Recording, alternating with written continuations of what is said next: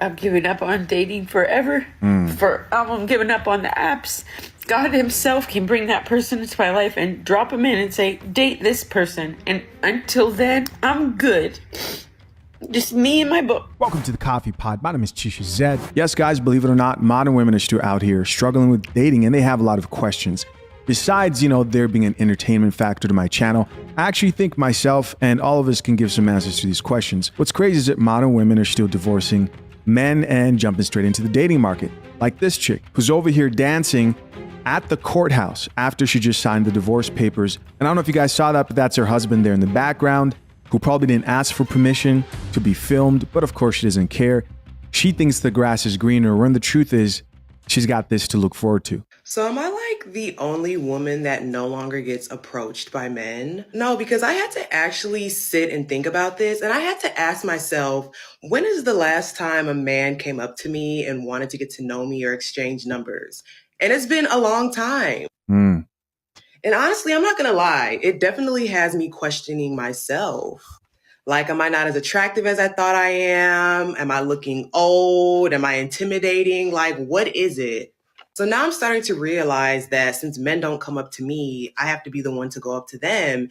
Ooh, another one. Another one. These women are finally getting that equality. Did they know what they were asking for? No. Are they going to get it anyways? Yes. Drink the coffee, it'll make you feel better. Drink the coffee, it'll make you feel better. And that makes me super nervous because it's like, how do I know I'm not going to get rejected if you didn't come up to me in the first place and then I make the decision to go up to you? How do I know I won't face rejection? Welcome to manhood. So can I get some tips and tricks, some advice on how to approach a man that I think is cute? Because I have no idea how to. Like, I'm scared and I feel like I can only approach men if I'm drunk, which is not often. Okay, let's have a real advice, right? Not going to be facetious here. Number one, there are a lot of dudes who go to bars to approach women because they feel more confident when they're drunk, right? That liquid courage. For somebody who doesn't drink, I mean, I haven't had a drink in going on, 3 years now, almost 3 years. The number one piece of advice I'll give to a chick like her is the same type of advice I'll give to any man who's nervous about approaching women. You start off gradually.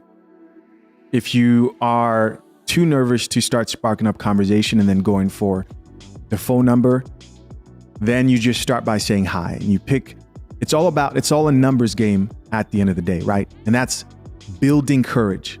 It's all a numbers game. Tell yourself every time you see somebody who you may find attractive, you're going to just start by saying, hey, how's it going? After that, you build to longer conversation. Maybe, let's say you're in an ice cream shop, I don't know, something random. You said hi, they said hi back. They're getting ice cream, you ask them, hey, is that ice cream any good? You make small talk. Where are you from? Are you from around here? Then you shoot for the number and then they reject you.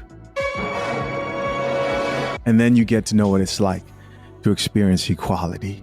Or maybe they don't. And if you're a woman, chances are it's going to be easier for you to get a number than a man. My engagement was cut off yesterday. Oh. We got engaged in April, and right. It is now August. And that experience feels like I was robbed of it. I was robbed of the experience. I feel like what should have been a happy, exciting time in my life of wedding planning and, celebrating love was just ripped away from me. Are you upset about the experience, or are you upset that you didn't have the opportunity to experience being a wife? Let's have a real conversation about this one. She's clearly more triggered about not having a wedding and the people looking at her and the admiration, and that may have something to do with why he decided to cancel that engagement. And I know I'm going to be okay, but it really does terrify me for the future. Like it changes the whole trajectory of my outlook on relationships, which is so hard because I'm such a lover girl. I feel so hard. So if anyone is going through this, just know you're not alone. We'll be okay. It just really sucks. Yeah, what would suck worse, because of course heartbreak is hard for anybody, man or woman, But what would hurt even worse than this is if you got into that relationship and then he decided to break up a family. He did what was right. Being on when I'm in my feminine era, but so are the men I talk to TikTok, makes me realize that there isn't a real male loneliness epidemic. Men are their own ops. Saying you're in your feminine era doesn't mean shit to men who are out here looking for serious relationships that lead to marriage. Don't forget, these chicks want marriage. Telling a guy I'm in my feminine era, like, think of that's insane. This comes down to the lack of accountability, right? Modern women believe all I have to do is speak it, and that's the era I'm in. No, are you feminine? We need to see actions. So I was talking to my mom the other day, and we were talking about how she was growing up, how a man will come up to her, of course, at a party and ask her, like, if she wanted to dance. Right. And of course, that was confirmation to them, to be at the end of the party, that he was interested in her. Because all the women in the room, we got to approach them all at the end of the night. I want to dance with you because you're the one I'm interested in. And I realized, right, in our generation, I would never get asked to slow dance. Facts. That's just not what we do. Facts. Okay, moving on. Yep. Nice story though. Ask me if they want to slow dance. All right.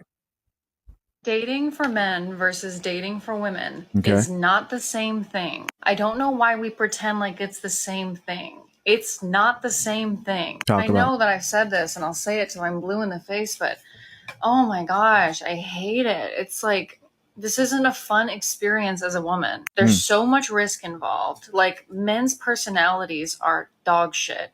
There's so much risk involved with just being around them, with going on a first date with them. There's a risk of being stalked. There's a risk of violence. There's a risk of like someone cornering you and you feeling weird. And like the amount of times that has happened to me, I can't even tell you. This isn't some kind of like nightmare.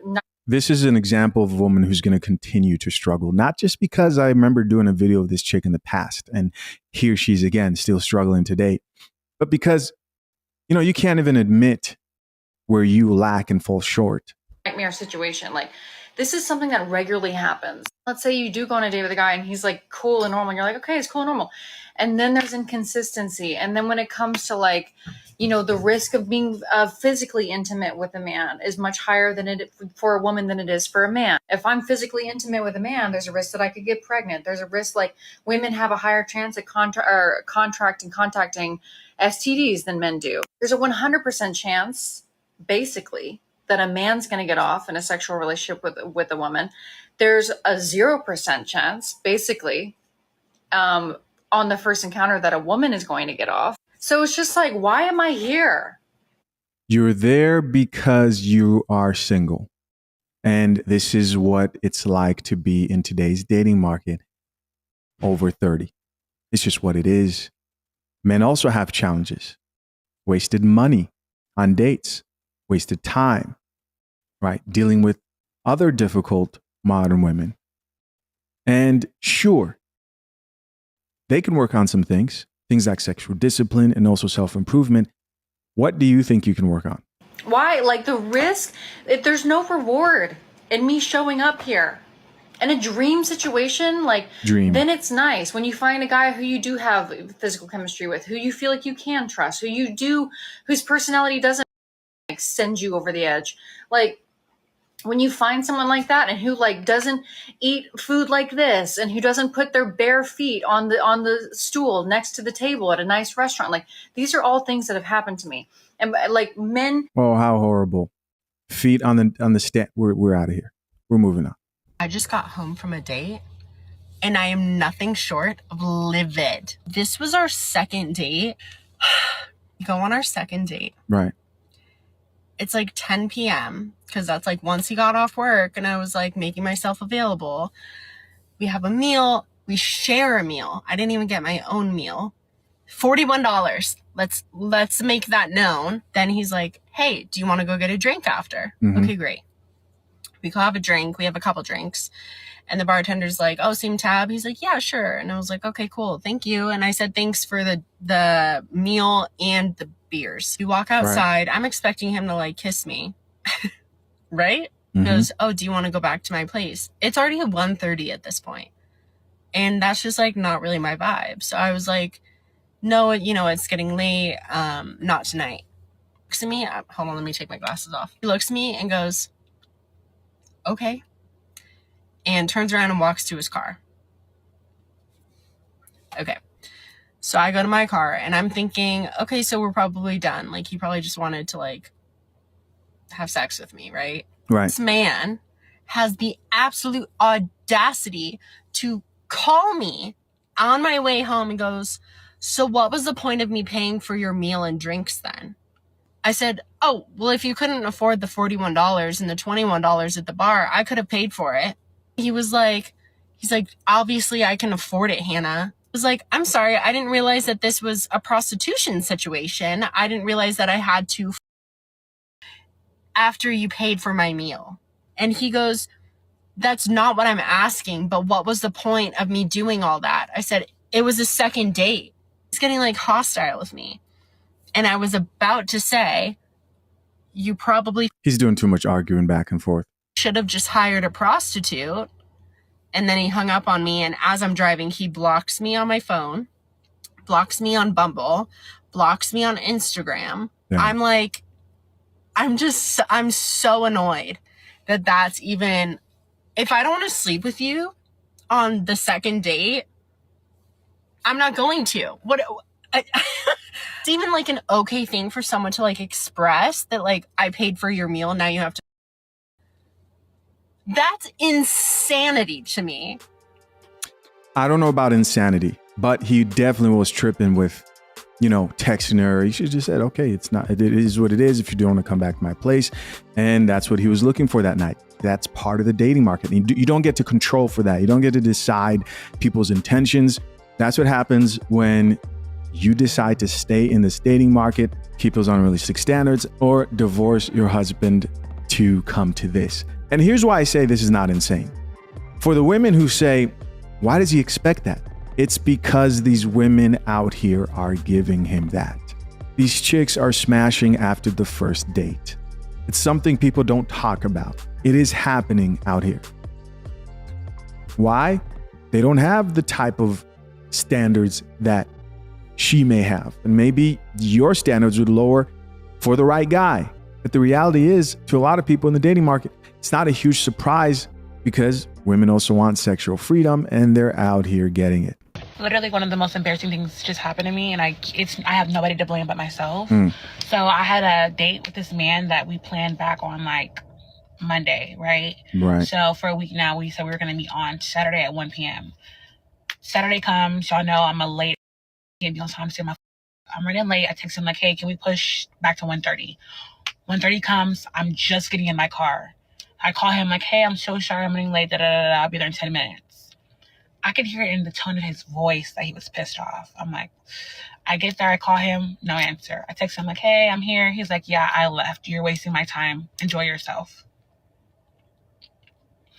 So I say all that to say, be on time, y'all. Be on time because I have nobody to blame but myself. And I'm not gonna lie, I'm still finna have a time. I'm about to go grab me a little drinky drink at this.